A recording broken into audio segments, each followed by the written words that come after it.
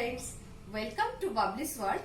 বন্ধুরা, আজকে আমি আপনাদের সঙ্গে শেয়ার করব ছানার পায়েস। তো ছানাটা আমি রেডিমেড কিনে নিয়েছি দোকান থেকে এবং খুব সহজভাবে কি করে করা যায় সেটাই আমি আপনাদেরকে আজকে দেখাচ্ছি।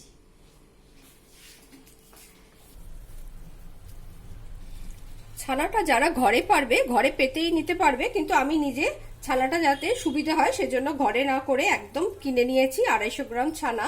এবার একটা গ্যাসে একটা পাত্র বসিয়ে নিয়েছি। এটা হচ্ছে একটু ডেকচি গরম হলে একটু জল দিয়ে নিলাম। জল দিয়ে নিলে কি হবে, তাহলে তলায় লেগে যাবে না পায়েসটা রান্না করার সময়। এটার মধ্যে আমি 1 কাপ দুধ দিয়ে দিলাম, প্রয়োজন হলে আরো দেব। এবার দুধটা আমি বেশ কিছুক্ষণ ফুটিয়ে গরম করে এটাকে আমি ঘন করব। দুধটা বেশ কিছুক্ষণ ফোটার পর আমি এবার এটার মধ্যে দুধটাকে গাঢ় করার জন্য দিয়ে দেব 3 টেবিল চামচ ভর্তি আমুল গুঁড়ো দুধ। শুধু দুধ ফুটিয়ে ঘন করলে অনেক টাইম লাগবে, সেজন্য দুধটাকে গাঢ় করার জন্য আমি আমুল গুঁড়ো দুধ নিয়েছি। এবার এটার মধ্যে দেব কনডেন্সড মিল্ক, এটাও আমি দেব 2 টেবিল চামচ ভর্তি। লাগলে পরে আবার দেব। যতটা সম্ভব দুধটাকে ক্ষীরের মতো করে নেব, যত গাঢ় করব তত টেস্ট ভালো আসবে। যেহেতু আমুল কনডেন্সড মিল্ক দিয়েছি, দুটো দিয়েছি বলে চিনিটা আমি খুব অল্প পরিমাণ দেব, টেস্ট বুঝে দেব। 2 টেবিল চামচ চিনি দিয়ে দিলাম। এটাকে এবার আবার ফুটিয়ে গাঢ় করব। দুধটা আরো ঘন করব, এটা সম্পূর্ণ নিজের স্বাদ অনুযায়ী করাই ভালো। আমি আরো 3 টেবিল চামচ আমুলের গুঁড়ো দুধ, 4 টেবিল চামচ আমুলের গুঁড়ো দুধ দিয়ে দিলাম এবং এটাকে আরো ভালো করে আমি এবার নাড়বো। আর একটু কনডেন্স মিল্ক দেব, দিলে তাহলে দুধটা একদম ক্ষীরের মতো তৈরি হবে এবং টেস্টি হবে।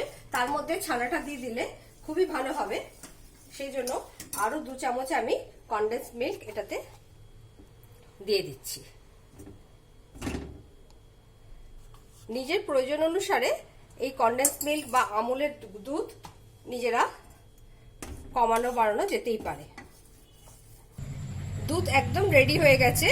এবার ছানাটা আমি আস্তে আস্তে করে হাতের সাহায্যে, গ্যাস আমার সিমে করা আছে, আস্তে আস্তে করে আমি মিশিয়ে দেব।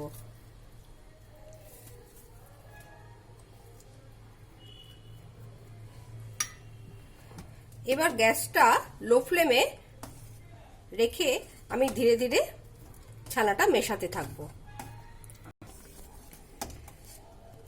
ছানাটা খুব ভালোভাবে দুধের সঙ্গে আমি মিশিয়ে দিয়েছি, পুরো এটা ক্ষীরের মতো একদম রেডি হয়ে গেছে। আর ফোটাবো না।